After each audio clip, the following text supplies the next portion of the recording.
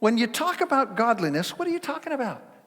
You know, there's so many ideas about godliness when we talk about it in the church. And if I was to say, hey, raise your hand and give me a definition of godliness, I think there would probably be a lot of awesome ideas about godliness, but included in godliness would be things like, you got to be holy, and you can't do this, and you can't do that, and it would be filled with all of these can'ts and shouldn'ts and all of that. And I have looked at this concept of godliness for a long time, and this is my definition of godliness right here. Godliness, if we can go to the next slide, means to just live a God-centered life. A life that is centered in on God, that affects your behaviors, it affects your words, it affects your attitudes.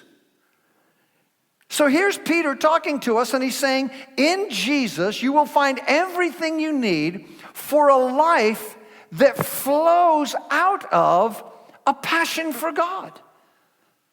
How many of you just want to go deeper in your relationship with Jesus? Not some kind of an artificial thing that we try to drum up, some kind of religious experience where it's all about conforming to certain religious expectations so that you might be a good person.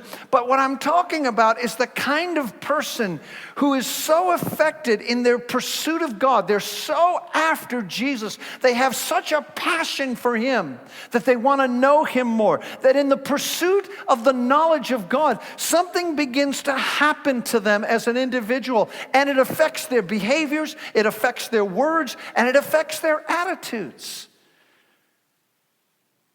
In other words, Peter's saying you can have a life that is animated and energized by the power of God for everything that you need.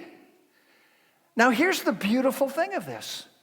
The freedom and the joy that comes from living that kind of life, according to Peter, is found in your knowledge of God.